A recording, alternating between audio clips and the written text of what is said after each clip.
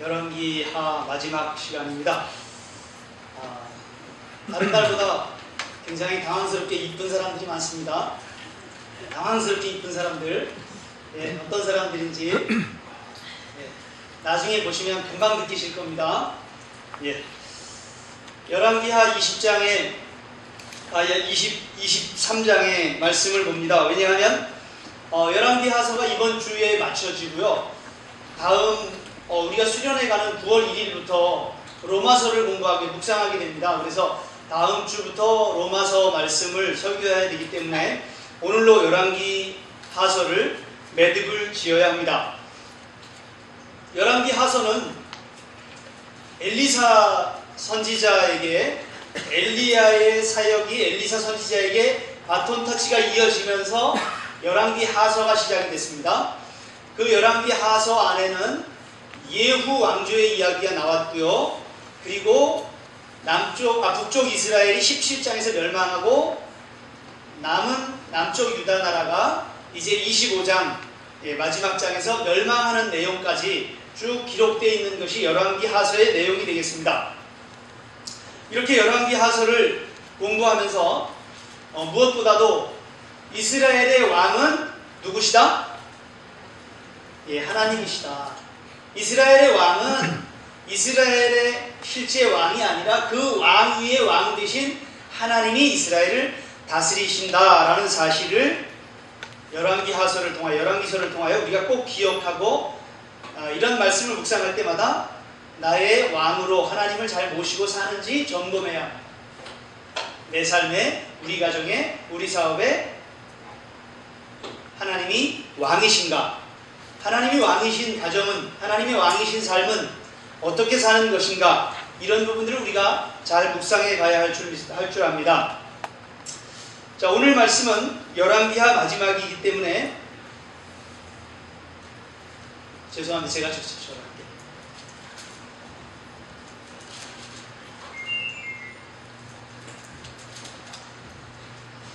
열왕기하서를 마무리하면서 일반적으로 그리스도인들 가운데 이런 생각을 가지고 사는 사람들이 있습니다. 하나님께서 복을 주셨으므로 이 하나님이 주신 복은 영원히 흔들리지 않고 영원히 빼앗기지 않기 때문에 이 영원히 하나님이 이 복을 누리게 하실 것이라는 착각을 가지고 사는 사람들이 많이 있습니다. 그러나 놀랍게도 한국 교회만 봐도 하나님이 주신 복에 겨워서 그 복을 누리기도 전에 각종 욕심에 발목이 잡히고, 그래서 벌써 120년밖에 안 됐거든요. 한국에 복음이 들어온 지 120년밖에 안 됐는데 벌써 욕심에 사로잡혀서 한국교회 교세가 기울기 시작하는 걸 봅니다. 이렇게 가다가 아마 한국교회가 정말 껍데기만 남지 않을까, 그리고 소수만 남지 않을까, 이런 두려움을 가지고 오늘 본문을 대하게 됩니다. 이스라엘이 하나님의 버림을 받았습니다. 오늘 27절에 보세요. 여호와께서 이르시되 내가 이스라엘을 물리친 것 같이 누구도? 유다도 내 앞에서 물리치겠다. 또 내가 택한 이 성 어디? 예루살렘도 버리겠다. 또 내 이름을 거기에 두리라고 했던 이 성전도 버리겠다. 유다는 어떤 나라인가 하면 하나님이 다윗의 등불을 끄지 않겠다고 약속하신 나라입니다. 그런데 그 유다도 버리겠다.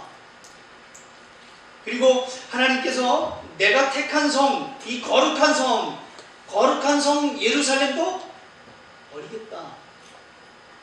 내 이름을 영원히 두겠다. 그리고 내가 영원히 너희 가운데 거하겠다고 했던 이 성전도 버리겠다. 다 버리시는 겁니다. 하나님께서 이스라엘을 떠나시는 겁니다. 성경에 보면 실제로 하나님이 성전을 떠나는 그림이 나옵니다. 에스겔서에 보면 성전 동쪽에서 하나님이 나가시고 들어오시고 이러는 내용들이 나옵니다. 이처럼 하나님이 떠나시는 거예요. 이런 일들은 사무엘상에서도 한번 나옵니다. 사무엘상에서도 이스라엘 백성들이 하나님께 불순종합니다. 하나님을 원망합니다. 하나님의 법궤가 이스라엘과 블레셋의 전쟁에서 블레셋 땅으로 가죠. 그래서 법궤가 블레셋 땅에 가서 혼자 전쟁을 하고 다닙니다. 예, 그리고 블레셋을 치고 다시 돌아옵니다. 이렇게 하나님이 혼자, 하나님이 이스라엘을 떠나셔서 역사하시는 예, 그런 일들이 성경에 기록되어 있는 부분들이 있습니다. 이처럼 하나님의 선택받은 민족, 구원받은 민족, 하나님의 복을 누리는 민족, 하나님의 영화를 누리는 민족, 그 민족도 버림받게 된다는 사실, 이걸 들으면 사실 두려움이 생기지 않을 수가 없죠. 그 두려움을 가지고 오늘 본문을 대하게 됩니다. 열왕기서는 앞에 잠깐 보십시오. 열왕기서는 아주 간단하게 요약해드리면 번영으로 시작해서 멸망으로 끝나는, 번영에서 멸망으로 끝나는 책입니다. 솔로몬 왕의 기록이 열왕기서의 시작이거든요. 솔로몬 왕의 기록이 열왕기상 1장부터 11장까지 나오는데, 이 열왕기상 1장부터 11장까지의 솔로몬의 기록을 잘 보시면 열왕기 상하 전체의 축소판입니다. 설명이 이미 드렸기 때문에 열왕기 상하 전체의 축소판이 솔로몬의 기록이다. 솔로몬의 통치 기록. 그래서 시작할 때는 다윗 왕이 이루어놓은 모든 영화 가운데서 다윗 왕이 준비해놓은 성전 건축의 완벽한 준비 속에서 성전을 건축하고 아주 화려하게 꽃을 피우는 것 같지만 이방 여인을 아내로 맞이하여 예, 금방 하나님을 떠나고 하나님을 버리고 쇠락하는 그런 솔로몬의 기록이 나옵니다. 이것이 솔로몬의 기록이지만 사실 솔로몬의 기록은 이스라엘 전체의 기록과 거의 흡사하다라는 생각을 갖게 됩니다. 그리고 이스라엘과 성전이 공동운명이다. 무슨 얘기인가 하면 열왕기 상에서 시작할 때 성전을 지었거든요. 성전 건축으로부터 열왕기서는 시작합니다. 그래서 이스라엘이 번영하면서 성전을 건축하고 화려하게 꽃을 피우는 것 같은 모습으로 발전해 가죠.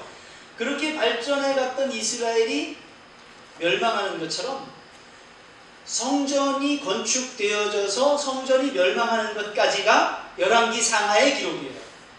그러니까 이스라엘의 시작과 끝, 이처럼 성전의 건축과 성전의 파괴까지가 이 열왕기서의 기록이다. 그래서 이스라엘과 성전이 공동운명체처럼 예, 보여지고 있는 것이 열왕기서의 또 다른 기록의 모습이다. 자, 그리고 열왕기 하서를 마무리하면서는 이미 지난 시간에 김 목사님이 17장 설교해 주셨잖아요. 17장에 북쪽 이스라엘이 멸망합니다.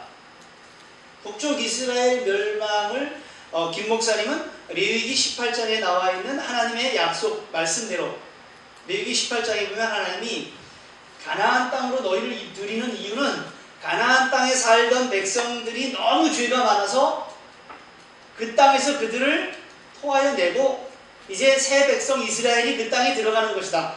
그런데 너희도 가나안에 들어가서 불순종하면, 언약을 어기면 너희도 그 땅이 토하여 낼 거다. 이런 말씀처럼 이제 이스라엘의 죄가 가득하여, 그 땅에 이스라엘의 죄가 가득하여 그 땅이 이스라엘을 토하여 내는 거다. 네, 김 목사님 그런 관점에서 이스라엘의 멸망을 지난주에 보셨습니다. 그런 것처럼 이제 오늘은 우리가 남쪽 유다의 멸망을 봅니다. 북쪽 이스라엘과 남쪽 유다, 합해서 그냥 이스라엘이라고 오늘부터는 이제 이야기되어지는 북쪽 이스라엘의 멸망이 있기 때문에 지금 우리가 읽고 있는 성경에서는 북쪽 이스라엘은 없잖아요. 그러니까 남유다만 남은 상황이기 때문에 이제 그냥 이스라엘로 통칭되어지는 그런 이스라엘의 완전한 멸망이 열왕기하의 마무리가 되겠습니다. 자, 오늘 우리는 북쪽 이스라엘이 멸망하고 남은 유다는 김 목사님 오늘 기도하시면서도 인용했지만 히스기야의 이야기나 또는 그의 후손으로 나오는 요시야의 이야기는 아주 굉장히 신앙적으로 아름다운 기록으로 많이 인용됩니다. 그런데 우리가 이 시대를 살고 있는 우리가 더 기억하고 경계로 삼아야 할 것은 어쩌면 므낫세 시대에 대한 메시지일지도 모릅니다. 우리는 너무 히스기야에게 응답해 주시고 히스기야와 함께 하신 하나님에 대한 기대만 가지고 사는데, 사실은 우리가 므낫세의 죄로 말미암아 그 나라를 멸망케 한 것에 대한 경계가 우리 가운데 더 커야 될 거라고 생각합니다. 아무튼 기록은 히스기야 이야기나 요시야 이야기, 경건한 왕들로 말미암아 아주 굉장히 은혜로운 기록들이 나옵니다. 그래서 그 은혜로운 장면들을 묵상할 때 우리 마음도 굉장히 좋고 우리 마음도 편안해지는 그런 느낌을 갖습니다. 그러나 항상 은혜롭고 훈훈한 기록만 나오는 건 아니잖아요. 히스기야가 있었으면 그의 아들 므낫세가 있었고요. 그리고 요시야가 있었으면 요시야 다음에 애굽의 포로로 잡혀가는 여호아하스가 나옵니다. 사실은 요시야 임금은 어쩌면 히스기야 때 하나님의 응답을 받고 므낫세가 굉장히 죄를 많이 짓고 아몬도 죄 지은 그런 왕들이지만 요시야가 회개함으로 말미암아 굉장히 나라를 새롭게 하는 것 같아요. 이야, 요시야 임금 우리가 모르고 있는다고 생각해 보십시오. 요시야 다음에 이스라엘이 어떻게 되는지를 우리 전혀 모른다고 생각하고, 자, 요시야가 하나님께 회개합니다. 굉장히 회개해요. 지금 여기 제가 요시야의 회개와 개혁으로 지금 잡았는데 주제를 우리가 22장 오늘 묵상했잖아요. 오늘 아침에 보시고 오신 분들은 22장 보시고 오셨을 거고요. 22장 말씀을 보면 요시야가 회개하는 내용들이 아주 굉장히 은혜롭습니다. 요시야의 회개를 한번 보죠. 22장 8절. 요시야가 왕이 돼서 31년을 다스리는데 그 31년 중에 18년 되는 해에 성전을 새롭게 합니다. 성전을 깨끗하게 하고 성전을 보수하는 일을 합니다. 여러분 생각에 이런 생각 안 드세요? 성전을 보수하면 이제 이 신앙이 얼마나 잘 설까? 이제 이 믿음이 얼마나 좋아질까? 이 나라가 얼마나 하나님 앞에 바로 설까? 이런 기대를 갖게 되는 거예요. 우리 모두는. 뒤에 역사를 아직 모른다고 생각할 때, 자, 성전을 보수합니다. 성전을 보수하다가 놀랍게도 8절에 대제사장 hil기야가 서기관 사반에게 이르되 내가, 자, 읽어주세요. 여호와의 성전에서 여호와의 성전을 수리하다가 여호와의 성전에서 무엇을 발견했다? 율법책을 발견하였노라. 야, 정말 하나님이 이스라엘을 엄청 사랑하시는구나. 성전을 보수하게 하시더니 성전을 수리하는 중에 거기에서 율법책이 나오고, 야, 이제 이스라엘은 정말 말씀도 회복하고 성전도 회복하고 하나님 앞에 완전한 회복으로 나아가겠구나. 이런 기대를 가지고 이런 부분을 우리 계속 읽게 될 겁니다. 13절. 너희는 가서 나와 백성과 온 유다를 위하여 이 발견한 책의 말씀에 대하여 뭐해라? 여호와께 물으라. 정말, 야, 이 왕은 굉장히 훌륭한 왕이다. 얼마나 귀한 왕인지 성경책을 찾고 율법책이 성전을 수리하다가 율법책이 발견되니까 그 율법책에 대한 내용을 하나님께 물어라. 하나님께 여쭤봐라. 굉장히 귀한 왕이고 그래서 그 나라를 새롭게 할 왕이구나. 이게 충분히 그런 기대를 할 만합니다. 자, 그리고 21절로 옵니다. 죄송합니다. 23장 21절로 옵니다. 23장 21절. 오늘 제가 특명을 받았습니다. 오늘은 결혼식에 가야 되니까 일찍 끝내주십시오 하는 우리 교회의 제일 어리신 분의 특명을 받았습니다. 21절 말씀, 23장 21절 오늘 본문입니다. 왕이 묻 백성에게 명령하여 이르되 이 언약책에 기록된 대로 너희의 하나님 여호와를 위하여 유월절을 지키라. 굉장히 귀한 왕입니다. 성경 말씀을 찾고 그 말씀을 무슨 내용인지 여쭤봐라 하고 하더니 그 말씀에서 말씀한 대로 지켜라. 지키는데 첫 번째는 유월절을 지켜라. 이 유월절은 어떤 날인가 하면 우리나라가 이스라엘이 애굽에서부터 이집트에서부터 해방된 날, 하나님의 구원을 받은 날, 그 날이라고 그 날을 지키라 라고 말씀을 합니다. 그것은 요시야 임금을 통해서 하나님의 구원하신 하나님의 은혜를 상기하게 하는 겁니다. 하나님이 우리를 구원해 주셨습니다. 이 날은 우리의 구원의 날입니다. 이것은 구원의 은혜를 되새기는 겁니다.